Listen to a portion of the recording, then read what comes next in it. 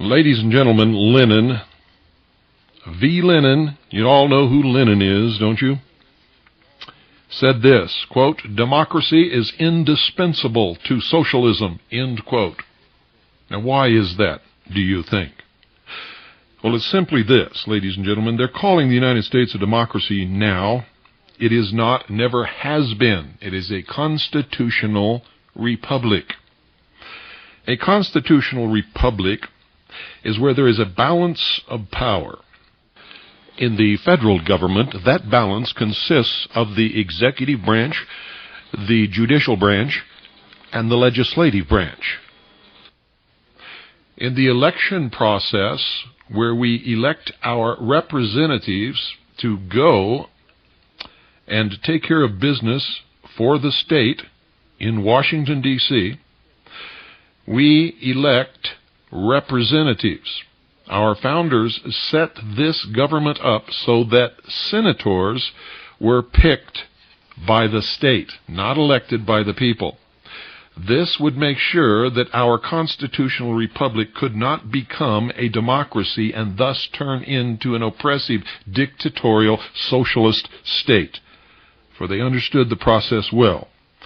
The first step into turning the United States into a democracy was taking the power of the state to choose its own senators away and put it in the hands of the electorate, or the people. Whenever the people see that they can vote themselves whatever exists in the treasury, socialism quickly follows. For when the people find out that they can vote themselves whatever they want, and that's what's happening in the country today, people are voting themselves whatever they want, Congress is voting themselves whatever they want, everybody is moving this country more and more into socialism. With socialism eventually comes a dictatorship. With a dictatorship always comes fascism in its various forms, or total and absolute control and ownership by the state of everybody and everything, and that is known as communism.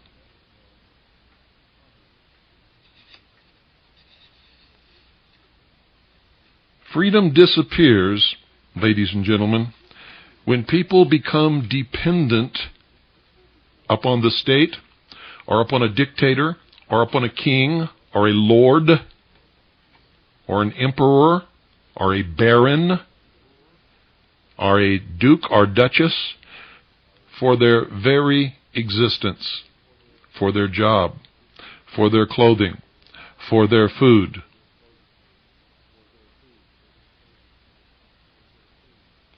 When this happens, people, without even realizing it, have become enslaved.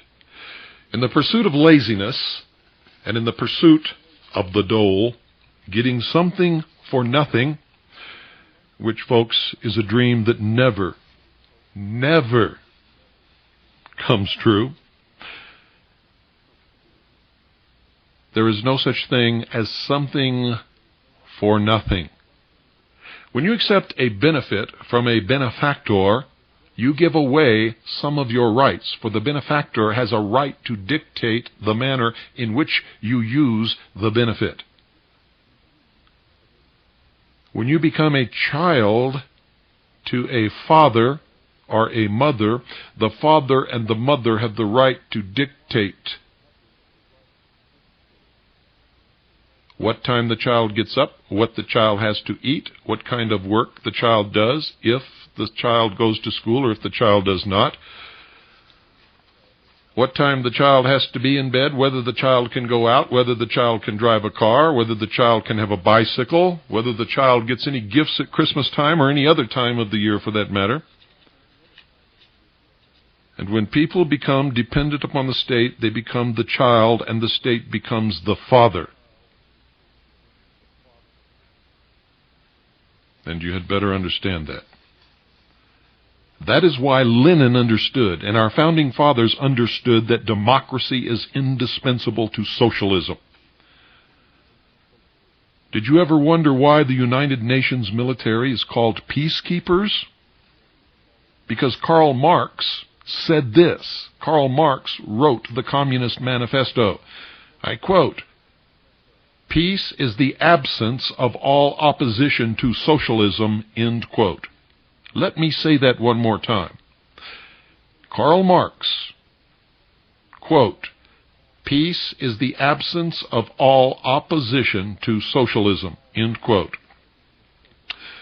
Did you know, ladies and gentlemen, that Karl Marx was a bitter failure at absolutely everything that he ever tried?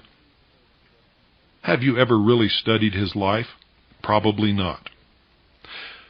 He was a bitter, absolute failure at every single thing he ever tried. Did you know that Karl Marx was a racist who hated Jews, blacks, and the common man?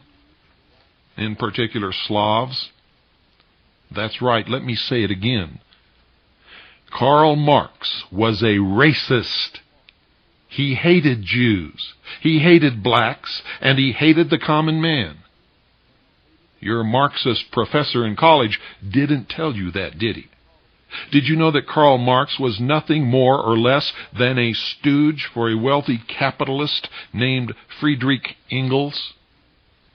Did you know that socialism was created by the rich as the ultimate method of enslaving and controlling the masses by making them totally and completely dependent upon the state?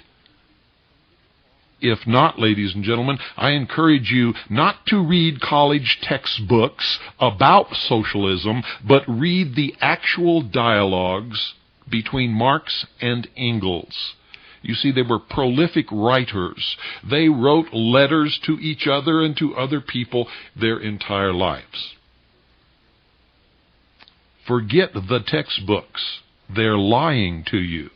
Always, if you want to know the truth, go to the source. That's why I get so angry when somebody calls me to find out what their congressman is doing in Washington. Read the dialogues between Marx and Engels, and you will find it all laid out clearly for anyone to see. Even the sheeple will understand it. Of course, it's dry reading, and it takes a lot of time, and it's boring to wade through all of that crap, because that's what most of it is, absolute, total crap. But if you want to find the truth, you've got to do that. Those who have been teaching you the lie about socialism know that you won't, in most cases, ever even attempt it.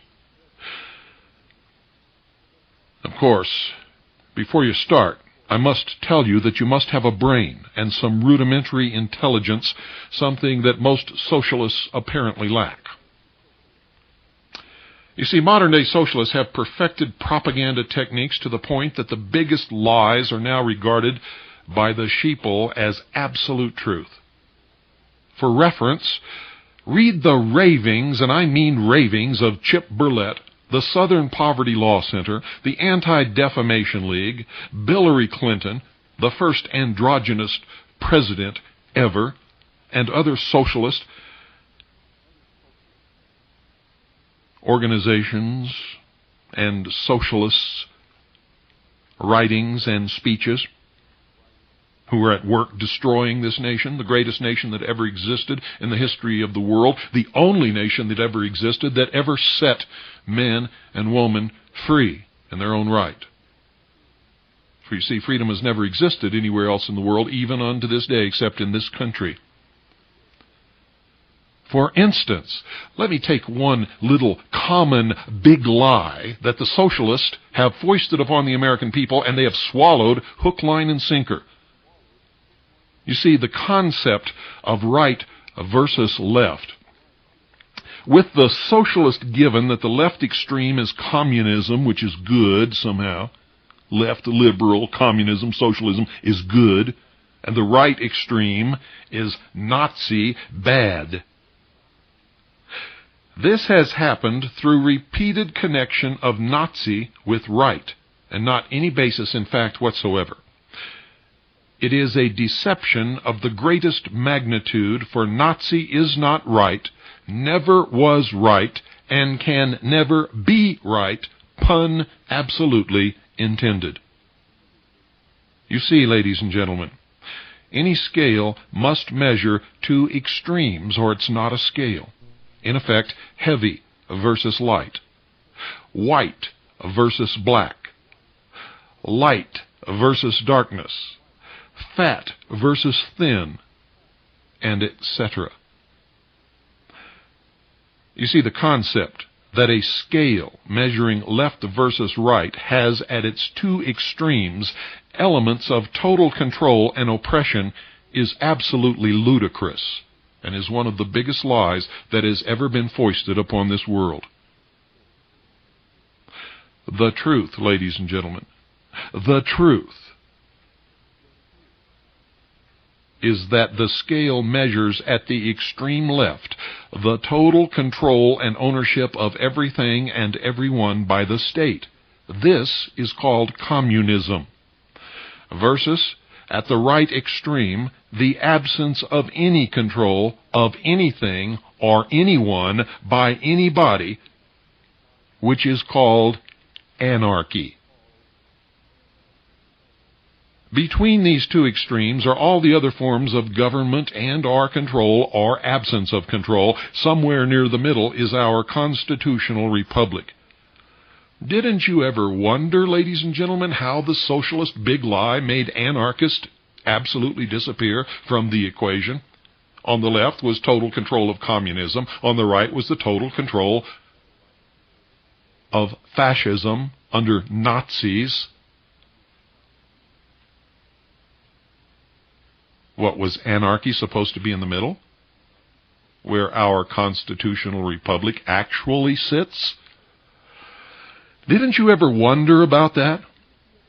Or do you ever wonder about anything anymore? Have you been so conditioned, so brainwashed, that you just accept whatever comes across the big eye, the propaganda machine of Big Brother in your living room? You see, Nazi could never be on the right. If on the left is socialism and communism, Nazi cannot, absolutely cannot, could never be on the right. For Nazi is simply gutter slang, ladies and gentlemen, for National Socialism. Nazi originated from the German National Socialist Workers' Party. You see, Hitler was a socialist. Hitler nationalized almost everything. He had social programs for everyone and every circumstance. Hitler was engaged in a program of social engineering never before attempted by anyone or any government in the history of the world. Hitler repeatedly made reference to a, quote, new order, end quote, and a, quote, new order of the world, end quote. You see, folks, the so-called New Age movement is nothing new. It actually originated in Nazi Germany, and most of what is extant now as New Age was, in fact, in vogue then. Communism is also a manifestation of socialism. Nazis can only exist on the left just above communism, which, by the way, exhibits more facets of fascism than the Nazis ever did. Murdered more people than the Nazis ever did. But that does not excuse what the Nazis did, don't get me wrong. What I am trying to do is show you the truth and expose the big lie under which you have been living for so many years. For all of these lies, taken together, are forcing you down on your knees,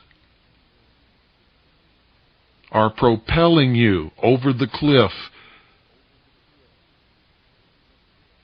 toward a death in a world of socialism where you will be enslaved in a cashless system of debt, chained to a computer forever, where ownership of private property is forbidden, and where the school in the community will be merged with the mental health center, and you will be required to attend from birth to grave. Another socialist lie is that fascism is an expression of the right. However, ladies and gentlemen, when one studies history, it is found to have only existed in socialist regimes.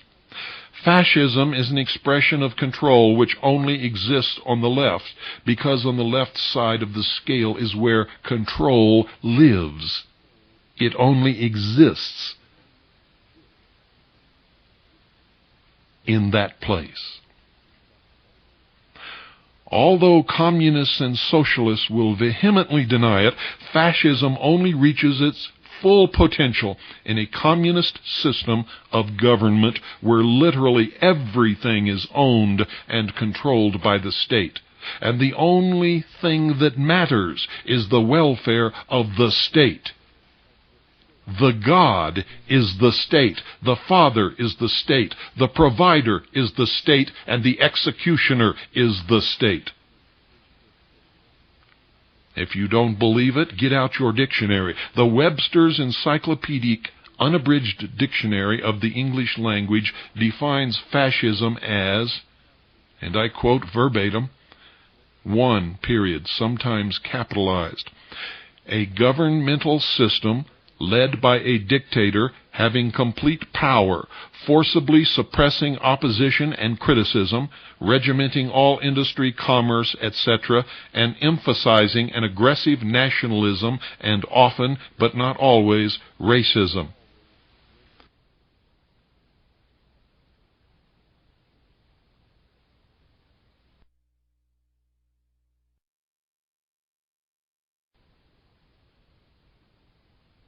The communists were nationalistic. Go back and read the rhetoric of the Soviet Union. Read the rhetoric of Cuba.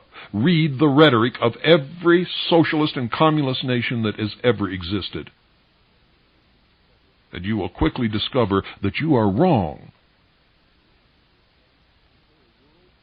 You say a world government cannot be nationalist? Yes, it can, ladies and gentlemen, and it will. And it is already beginning to show the signs of that. For if you are not in the politically correct frame of mind, where you speak of the world and the world community and the brotherhood of nations as the number one priority, what happens to you? You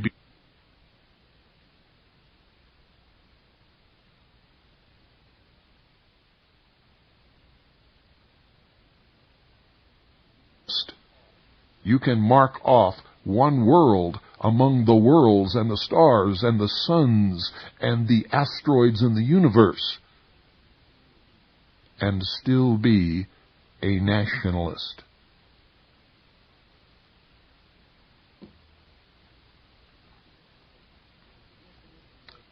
The definition that I just read to you from Webster's Encyclopedic Unabridged Dictionary of the English Language describes not only Hitler's Germany, but the Soviet Union for all of its history, and every other communist regime that has ever existed. But somehow the socialists, Chip Burlett, Southern Poverty Law Center, the Anti-Defamation League, the World Federalists, and many, many others, the United Nations as a body, want us to believe that freedom-loving Americans on the real right are Nazi, fascists, racists, and it simply is not true. All of these little idiots running around calling themselves Nazis and believing that they are on the right and believing that they are for freedom and believing that they support the Constitution for the United States of America are not only lying to you, ladies and gentlemen, they are lying to themselves, which is the worst thing that any human being can ever do.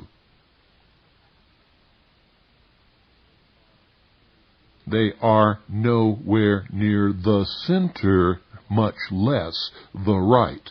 They are firmly on the left, firmly established in that foothold known as socialism, which breeds dictators, which breed fascism.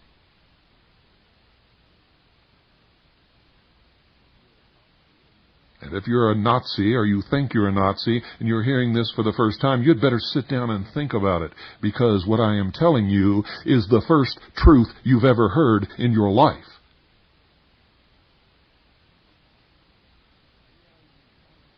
May I remind you, ladies and gentlemen, that the Soviet Union has a history of persecuting Jews and other minorities. May I remind you, ladies and gentlemen, that you have never seen a black man in the leadership of the Soviet Union ever.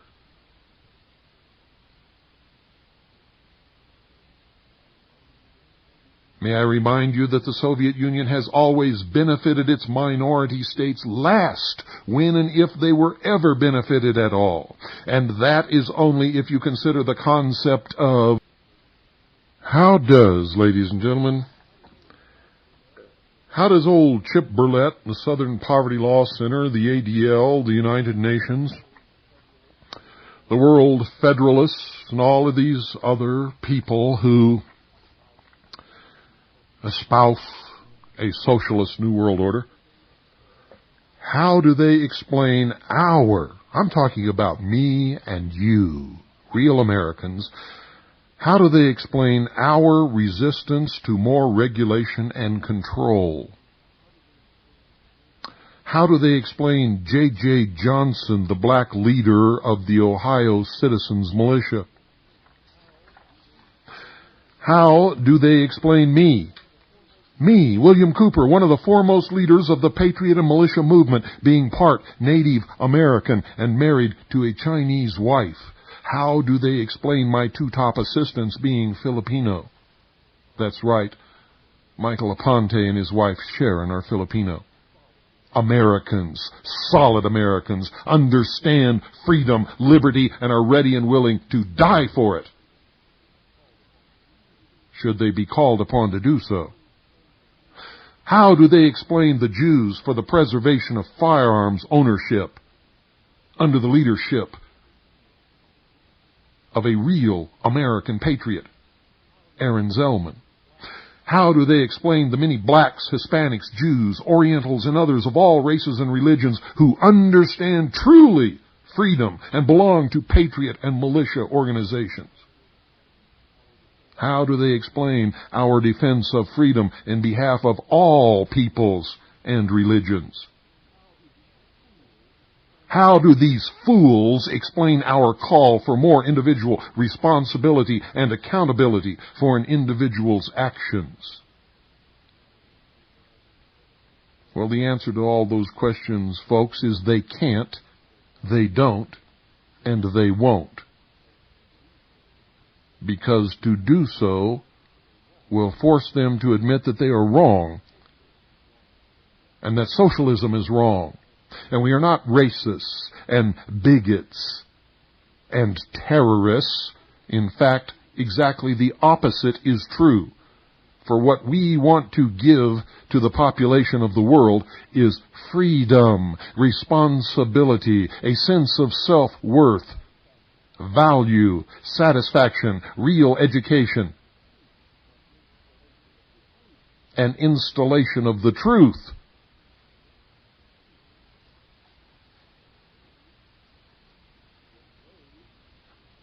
What they, on the other hand, wish to bring into the world is total and complete absolute control over every single person upon this earth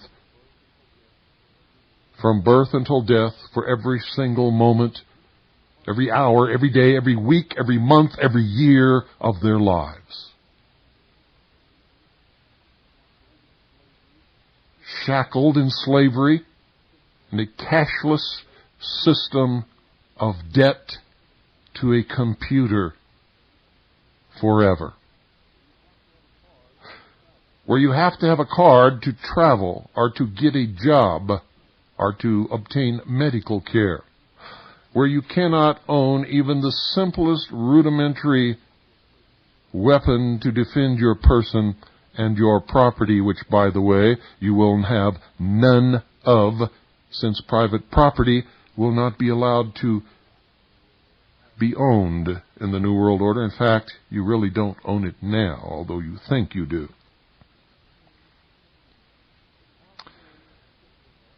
How can Chip Burlett, the Southern Poverty Law Center, the Anti-Defamation League, the United Nations, the World Federalist, and all the other socialists and socialist organizations call themselves freedom-loving Americans when in fact they support the emerging Gestapo police state and incessantly call for more governmental control over every single facet of our lives?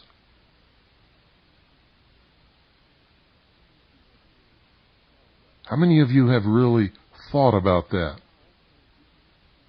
How can these people call themselves freedom-loving Americans when they call those who are sworn to protect and defend the Constitution for the United States of America racists and fascists and terrorists, when in fact, ladies and gentlemen, the Constitution is the only document in the history of the world that ever set men and women, including blacks, free?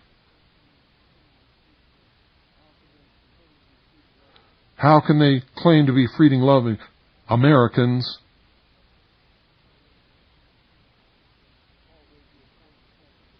and call those who are sworn to protect and defend the Constitution for the United States of America racist and fascist and terrorists when the Constitution is the government and the supreme law of this land? If we, who are sworn to protect and defend that document, that government, that law, for the protection of all peoples, of all races and religions, are racists and fascists and terrorists, what, pray tell, does that make them? At the very least, ladies and gentlemen, it makes them guilty of treason. They are, in fact, traitors. They are the agents of change for international socialism, commonly known as change agents.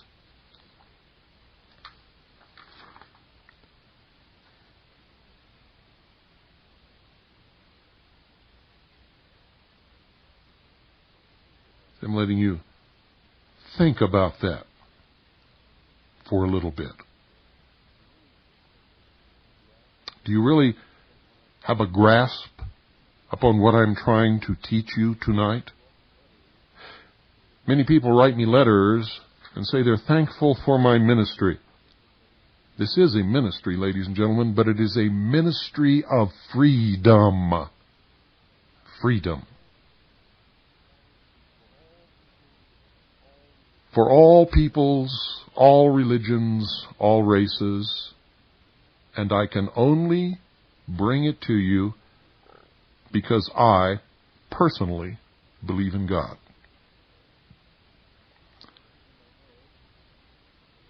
And I know that all beliefs must be free will choice beliefs, or this whole process, this whole game is nothing but a joke.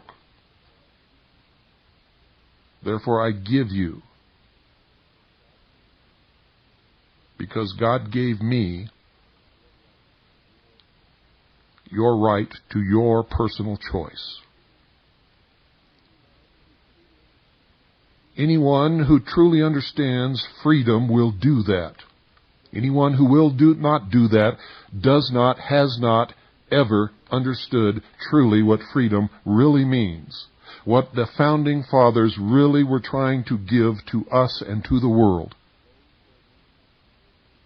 Those who are trying to bring into existence the New World Order know nothing of freedom, care nothing for freedom, and will not ever allow you a free will choice about anything.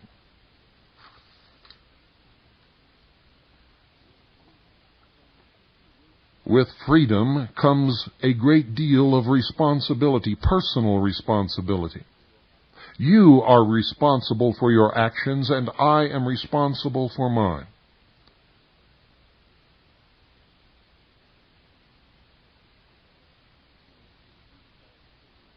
Which means that if you decide to take a walk on a cold day along a sidewalk that you know is covered with a sheet of ice and you slip and fall, how dare you sue the city? How dare you sue the city?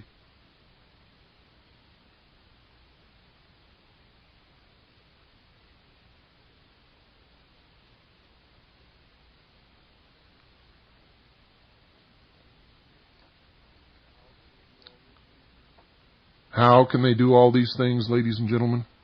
How will they do them? Why have they been doing them? The answer is very simple. It's because Chip Burlett and the Southern Poverty Law Center and the Anti-Defamation League and a lot of the highest degrees of Freemasonry, the Order of the Rosy Cross, and all of the rest of them. I could spend an hour naming off all of these so-called fraternal organizations. The socialists and socialist organizations are change agents of international socialism. And they are, in fact, fascist. If you don't believe it, look at the legislation that they are passing through the Congress. Look at what is happening in this country. We are coming under a police state, the likes of which Hitler's Germany never saw. There is in this country being promulgated a Gestapo,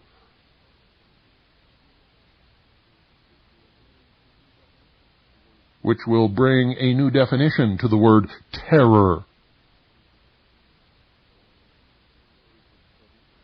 They are change agents of international socialism, and they are in fact the fascists. They are in fact the Nazis. Chip Burlett and all of those of his ilk are the real Nazis, and who, if they are successful in their efforts, will usher into the world the most oppressive and unescapable system of slavery under a totalitarian socialist world government that this world has ever known. They are internationalist socialists and care not one iota for the Constitution, individual liberties, freedom, or the principles and ideals upon which this nation was founded. And many of them are Jews.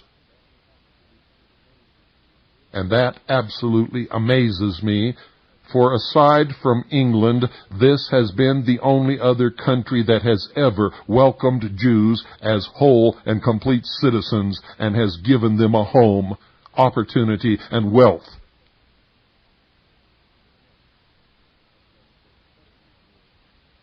And has protected them from persecution and continues to do so to this day.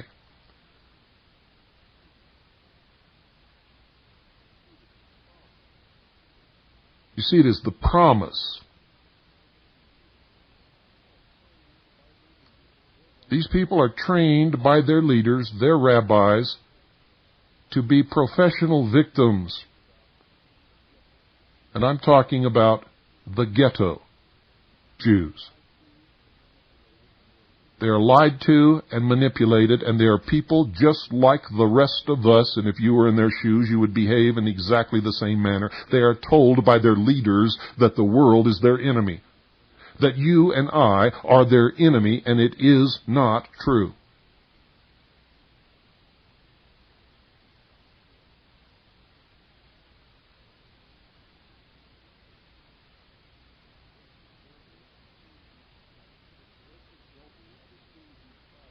Joseph Goebbels would truly be proud of Chip Burlett, the Southern Poverty Law Center, which has never done anything whatsoever to help poor people with legal representation in the South or anywhere else, or with any other type of help. It is a sham, a scam, a con.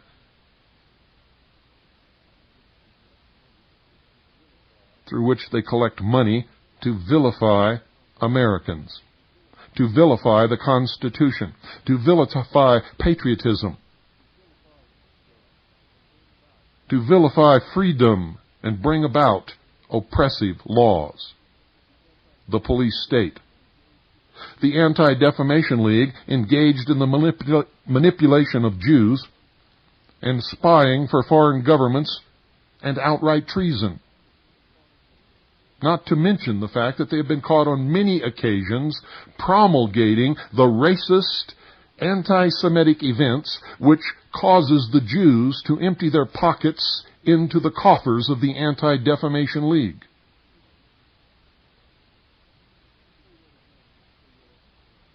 Let me say that again so you'll understand it. Remember, Jews are people just like everyone else, who have been lied to and manipulated by organizations like the Anti-Defamation League, which is engaged in lying to Jewish people and everyone else, in specifically the manipulation of Jews in order to bring about oppressive laws and the New World Order, and spying for foreign governments and outright treason and criminal activity.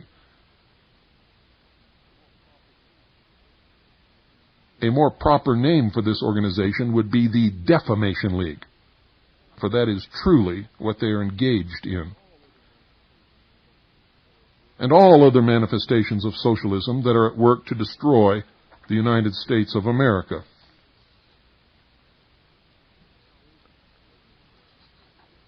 How is it, ladies and gentlemen, that Chip Burlett and his cohorts do not know that the first thing socialist and communist regimes do when they gain the reins of power is to execute the intelligentsia that brought them to power?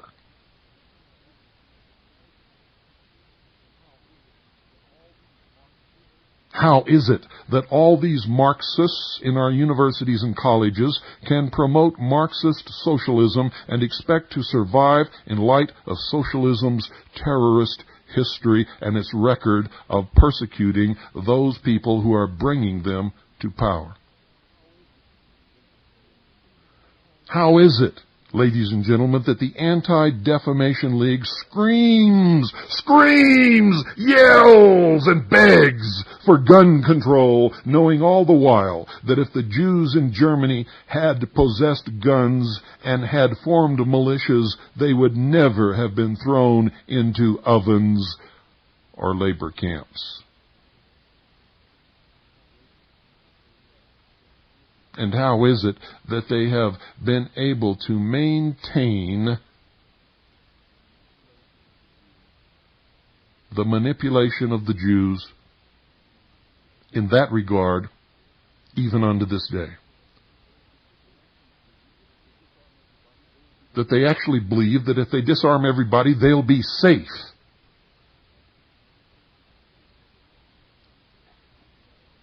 Well, they won't. Because I happen to know from my research of those who are bringing about the New World Order that they intend to completely obliterate from the face of the earth all existing religions,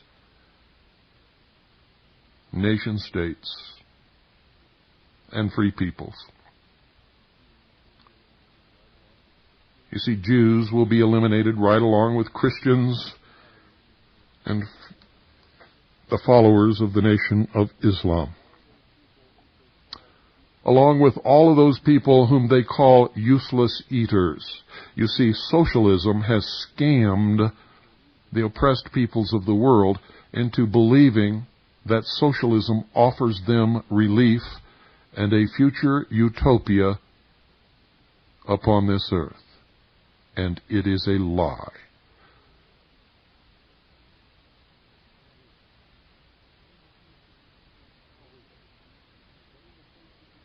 How is it that in the face of the research done by the Jews for the preservation of firearms ownership and Aaron Zellman, that Jews do not know that weapons control has always been followed by genocide in every instance that it has occurred in the history of the world?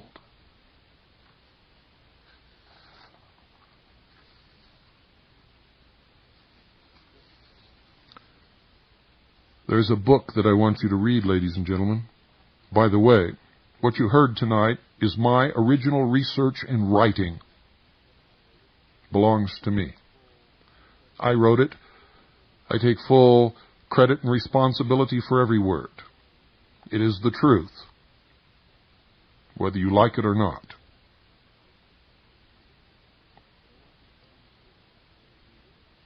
But I want you to find this book if you can and read it. I have no idea what year it was published. But it's called Karl Marx, Racist. And it was written by Nathaniel Weil, W-E-Y-L, a Jew. Karl Marx was also a Jew who hated Jews, blacks, Slavs, and the common working man. I believe that the reason that he hated these people was because of his own failures. Because he was an abject failure in everything that he ever attempted in his entire life.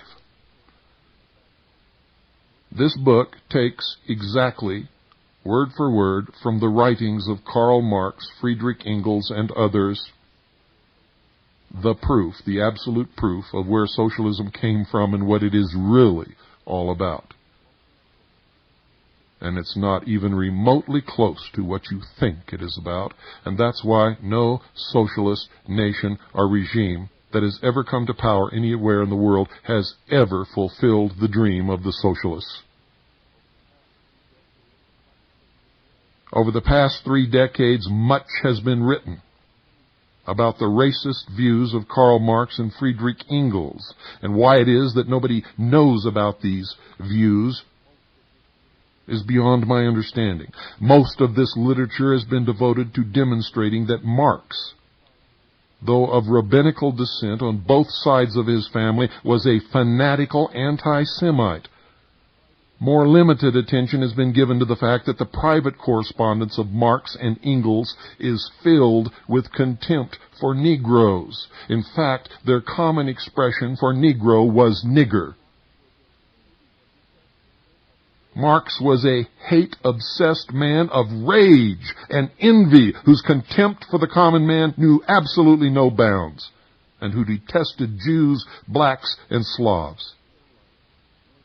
He and Engels, in their writings, went so far, ladies and gentlemen, as to advocate wars of extermination against Slavic peoples and the destruction of Russia. Can you imagine that? Don't miss tomorrow night, because I'm going to quote from this book. I'm going to read from it verbatim. Good night. I hope you think long and hard about what you've heard tonight.